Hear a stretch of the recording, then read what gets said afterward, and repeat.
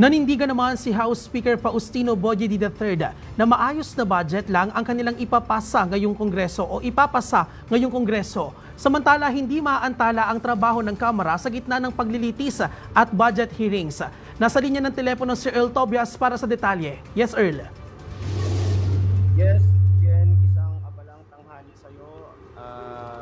Kasabay nga, no, o pag natapos sa kanyang iniulat nga lang ng ating kasamahan na si Nomer, na inilunsad na legis hearing, unang-unang legis hearing dito sa Isabela, ay ibiniin naman ni House Speaker Faustino Boyedi na hindi sila nagtatrabaho para lang sa mataas na score sa survey o para lang sa pagpapabango ng kanilang pangalan.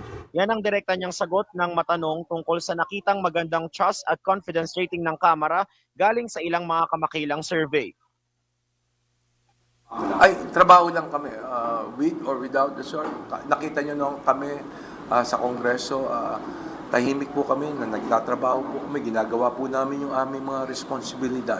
Pero salamat sa pagtitiwala kasi patuloy po kami susumikap. Hanggang ngayon, alam pa rin namin na marami pa rin pong pagkukulang. Ngayon pa lang, bien, idineklara na rin ng House Speaker na maayos na budget lang ang lulusot sa Kamara. Meron niya? Maayos naman at nakita natin na merong reforma at nakita po natin na may transparency.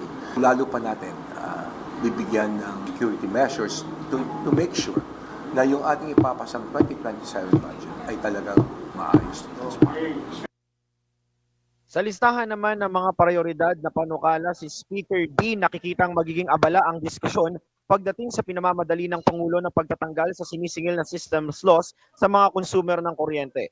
Sabi naman ni House Secretary General Sheloy Garafil, hindi maaantala ang trabaho ng Kamara kahit magsabay-sabay pa ang budget deliberation, impeachment trial at ang target nilang libutin ng buong Pilipinas para sa inilunsad na legis hearing. Balik muna sa inyo.